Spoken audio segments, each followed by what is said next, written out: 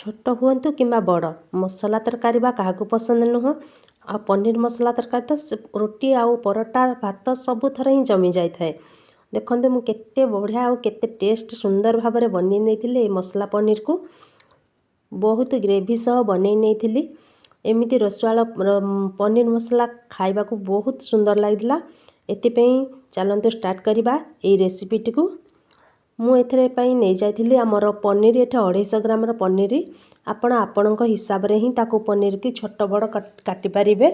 आ मु ता पई बनेबा पई मु नहीं जाइथिली गोटे मसला सेठी पई पियाज रसुण अदा गोटे टमाटो को मु नहीं जाइथिली गोटे बड़ साइज रो टमाटो थिला।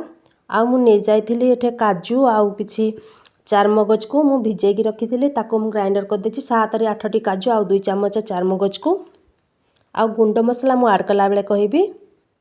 पनीर मसला बनवा पई पियाज रसुण अदा को भल भाव में मु फाइन पेस्ट करि आनिबा आउ जेति कि आपण पेस्ट करि पारिबे सेति कि फाइन करिवे से ग्रेवीटा हमर सेति कि भल रहइबो। ता सह मु टमाटो को मध्य एमती पेस्ट करि आनिथिली याको मध्य एमती पूरा फाइन पेस्ट कर नै देथिली। तापर मु बसई देथिली गोटे कढ़ई ऊपर मु देई देथिली हमर पनीर को आपण चाहिए पनीर को फ्राए न करी मते सेमिति करि पारिबे किंतु फ्राए कर देले टिके भल। आउ मु ताको पनीर को हल्का फ्राए हला पर्यंत भाजी नैथिली ताको तापर पनीर हे गला पर गोल्डन टिके पळे आसला पर मु ताको बाहर कर नैथिली छाणी नेकिनी ताको मु प्रथमे पनीर टिके टाण न होई जिबा पई मु गरम पानी रखिथिली एठे गोटे जगह रे मु ताको पकेई देथिली। आउ एथिरे मु पकेई देला पर ताको मु देई देथिली हमर कढ़ई रे किछि जीरा फुटे देला पर मु पकेई देथिली एठरे हमर पियाज टिके हल्का लाइट ब्राउन कलर आसी जाइथिला। या परे मु पकेई देथिली हमर पियाज रसुण अदार ए पेस्ट को एथि प्रति टिके ध्यान दियंतु जेमति कि हम पेस्ट टिके बहुत पतला हेथिबो आउ किछि कि तार खदड़ा अंश नथिबो सेति पई हमर पनीरटा आउ टिके टेस्ट लागिबो खाइबा पई मु ताको भल भाव में एमती गोले नहीं जाइथिली गोले की ताको भाजी नैथिली। तापर मु एठे गुंड मसला को ऐड कर दउची एथरे मु जीरा गुंड लंका गुंड आउ हळदी गुंड को आउ हमर पनीर मसला को एठे यूज कर नैथिली ता सह किछि धनिया पाउडर को देकिनी मु भल भाव में एमती टिके पानी देकी ताको गोले नहीं जाइथिली आ भल भाव में मसला को मध्य कसी देथिली जेमिति कि यार कंचा स्मेल जीव हारी भल भाव में ताको कसिला पर एठे मु रखिथिली हमर टमाटो प्यूरी करके मु ताको टमाटो को एमती पकेई देथिली आ टमाटो दे सारिला पर मध्य ताको मु भल भाव में कसी नैथिली आ किछि समय पई टमाटो प्यूरी एठे देला पर मु किछि जार रे लागिथिला टमाटो प्यूरी मु ताको आ पानी देकी आ टिके समय भल भाव में एमती कसी नै जाइथिली। थरे एही परी निश्चय बनांतु कम सामग्री रे मध्य होटल परी आपण एठे टेस्ट रहि जिवो। एहीपरी थरे पनीर मसला निश्चय घरे बनातु आ जदि वीडियो टी मोर भल लगुच आपण मैंने मते लाइक करेंगे कमेंट करेंगे आ सांग मानू शेयर करेंगे मते सब्सक्राइब निश्चय करेंगे। एठे भल भाव में आमर मसला कषि हो गलानी मसला गंध एठू भी पलैलानी आ तेल भी आमर छाड़वाटी स्टार्ट हो गलानी देखंतु केते सुंदर भाव में मसलाटी आमर कषि हो जाइए।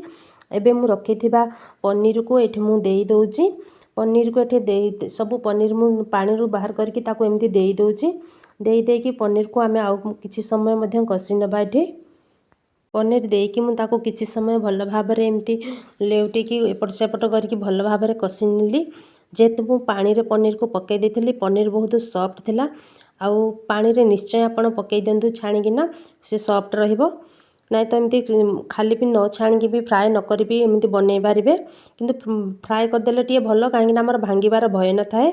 आ एठे मु पनीर के भल भाव में कषि नेलिनी तापर मु देई दउची एठे पानी मु एठे 1.5 ग्लास हबो पानी देची जेहेतु रुटी रे खाइबी सेति पई मु 1.5 ग्लास ही यूज करिछि आपण आपणक हिसाब रे ही पानी एठे देबे आ मोटा केते ग्रेवी रखिबे आपण से अनुसार ही एथरे पानी दियंतु।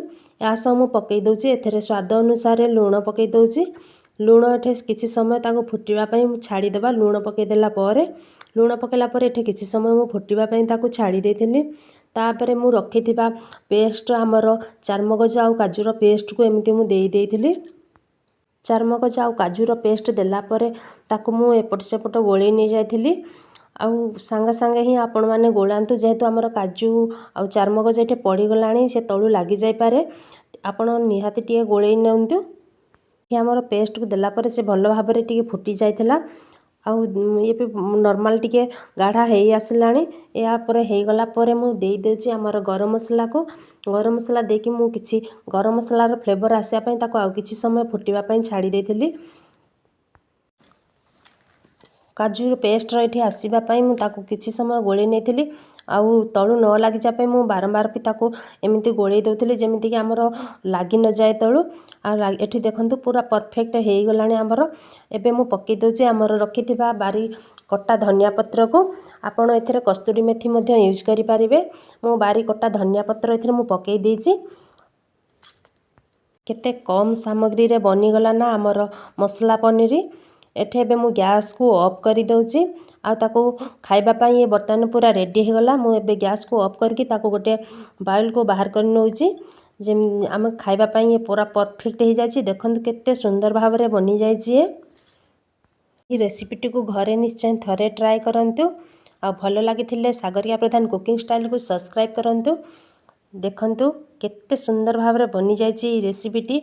देखाबो पुणी आ गुटे नुआ रेसिपी सहित। नमस्कार। जय जगन्नाथ। जगन्नाथ ठाकुर आपण माननकु भलरे रखंतु, खुशी रे रखंतु। आ नुआ वर्ष रे आपण माननकु मोर स्पेशल हैप्पी न्यू ईयर। देखाबो आ गुटे नुआ रेसिपी सहित। रहुची। नमस्कार। टाटा। Bye bye.